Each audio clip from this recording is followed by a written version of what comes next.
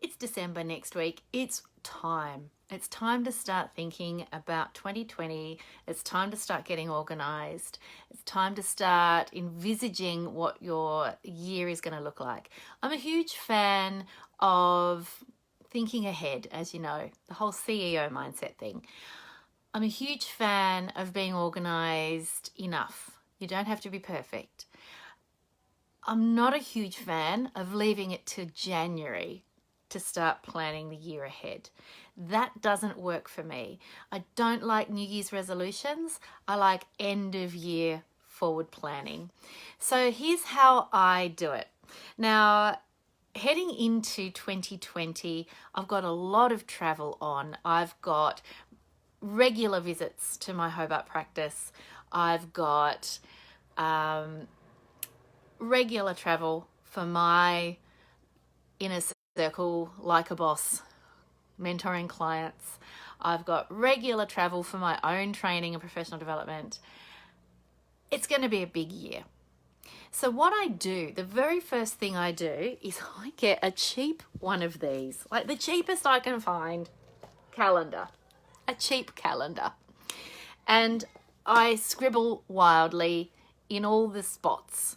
I put in the dates that I know I'm traveling. I put in the dates when I know that I've got obligations for training that I'm either running or participating in. I put in the dates that I know things are happening, so conferences that I'm attending or speaking at, all that sort of thing. So I just work through methodically month by month, and then, and this is my big trick, I put it on a yearly wall planner. Now I do that for two reasons. The first reason is it helps me avoid overwhelm. When I can see my year planned out in one big map, in one space all at once, I can see where I've got chunks of time where I'm not running around, chunks of time where I'm not traveling, chunks of time where I can have a holiday if I want to. So being able to see my whole year at a glance, once I've got, I scribble on the cheap calendar, and then I transport or transpose the things that I know aren't changing onto the yearly planner. Now, the two reasons. So the first one is to help me avoid overwhelm and to help me stay conscious of what the year looks like. The second reason is for my family. So my family can see at a glance what I'm doing. There's no point me expecting my family to be mind readers or to not be shocked when I suddenly tell them I'm going away tomorrow, or to expect them to, it's not fair to expect them to know how long I'm gone for each time I'm away.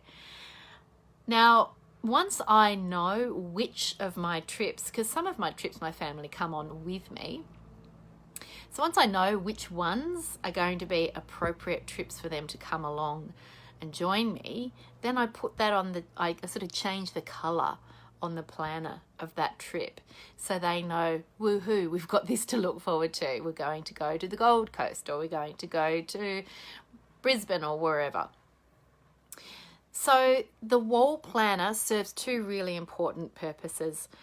Helps my family be aware of what my obligations are for their own planning, especially my husband, of course, and it helps me avoid overwhelm. So that's the top tier. That's the big top tier of my diary management. The next tier down, once I've got that locked in, the next tier down is I actually then transpose them into a weekly planner. Now, this is one of these diaries that is a week to a view. You see that? Now, a week to a view. I don't use this religiously. I use this every now and then when I feel like I need to map out what's going on.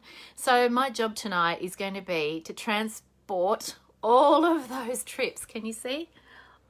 All of that travel into my weekly planner. I'll put that all in there. I'll put in my my regular trips to the Hobart office. I'll put in birthdays. I'll put in all sorts of things, school holidays. All of those things I'll put into the public holidays. All of the things go into the weekly planner. Then what I do, I don't stress about keeping that regularly updated. What I do is on a Sunday night, if I think of it, on a Sunday night, I will sit down and I'll get out my most important planning tool, which is this phone, and I'll go through my daily diary. So I have a calendar on my phone like we all do. That's where I put new appointments in. My phone is always up to date. So I have it linked. If you're booking in to see me for mentoring sessions on my Acuity calendar, I use Acuity. No plug, I have no affiliation. If you want to use Calendly or any of those other ones, go for your life. But I use Acuity and I have it linked to my phone. So anything that gets booked into Acuity is also in my calendar on my phone. If I have things booked in at the practice, that's also linked to the calendar in my phone. And then, of course, I will personally put things in my phone on a day-by-day basis. So my phone is always up to date. That's the most current, up-to-date calendar that I have. But I can only see it on a small screen. So it's fine for checking in. What have I got on my day? What's on my agenda for today? What's on my agenda for tomorrow? I can scroll through and look at each day one at a time. But you know, sometimes you just need that little bit of a bigger look. That's what this is for. So every now and then, most weeks on a Sunday night, I'll sit down and I'll plot out in the weekly calendar what's going on for the next week ahead. And if I think of it and I've got time, I'll put the week beyond that as well, and I'll keep it updated that way. Because then on a Sunday night, I can sit down, I can look at my whole week at a glance and go, yep, I've got chunks of time where I can sit down and do some thinking and planning. I've got chunks of time where I can sit down and do some writing. I've got chunks of time where I can learn a new technology. Hello, what is it I'm trying to learn at the moment? Lead pages and Active Campaign. Kajabi's on the list as well. It never ends. So when I know that I've got chunks of time, I can plan how I'm going to use that. So the 3 tiers being macro, with the big view of what's going on for my year ahead, because I have such a busy month after month after month, and if I'm not careful, time slips through my fingers. So a big picture view. Then I've got the medium view, which is a week by week view, which sort of keeps me feeling a little bit focused about, on a more micro level, what I've got available to me in the week or so in advance. Downtime, family time, relaxing time. And then, of course, in my phone, I've got the day-by-day, appointment-by-appointment view of what I'm actually doing, where I'm meant to be, who I'm meant to be talking to.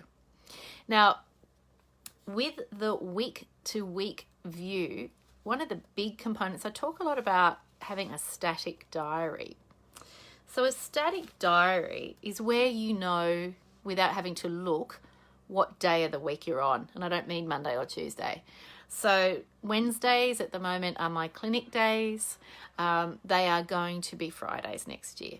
So I will know that next year, Fridays, it's Friday, it's my clinic day. I don't even have to think about that. So whether I'm in Hobart or in Melbourne, that's when I'm seeing clients, either face-to-face in Hobart or online remotely from Melbourne.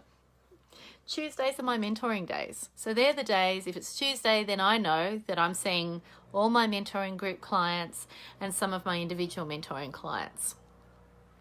And so on. So I have different days. Monday's my CEO day.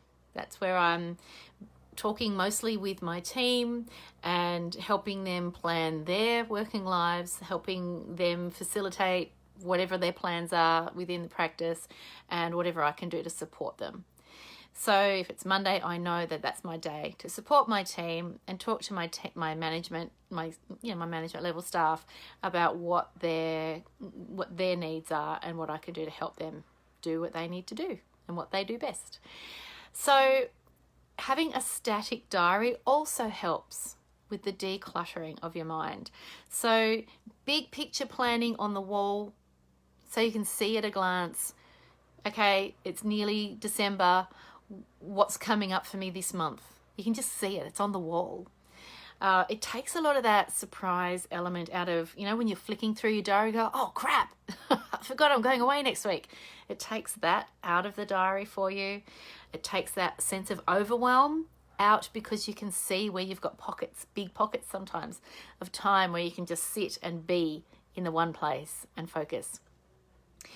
The weekly diary helps me see at a glance, in conjunction with having a static diary. So that's the days of the week that are for themed work. Obviously other things sneak in on those days too, but I try to limit what sneaks in on those days. And then the phone for the day-to-day, hour by hour. It's a lot. So have a think about how your time management is looking. Have a think about how your diary management is looking. Have a think about whether or not you're utilizing a static diary. Having a static diary, or themed days of the week, to keep you organized, to know that you're not going to get distracted by that shiny new idea that you've had today. By all means, write it down. For God's sake, write it down. Don't lose it. And again, having a week at a view is a handy place. If you've got an ideas day that you're going to work on your projects, write your ideas down on that day for this week. So you know that on Thursday, you're going to be working on that idea that you've just had. Do what you can to make time work for you. Do what you can to prioritize time so that you've got the time you need to work on your business as well as in your business. Do what you can to order and structure time so you've got a scaffold around you so that you feel supported, so that you don't feel so much overwhelmed, like you're constantly spinning your wheels and constantly being buffeted about by the next thing on somebody else's agenda. As a business owner, it's up to you to make sure you are the master of your time. If you've got good administrative support, get them on board to support you to stay structured. Good luck.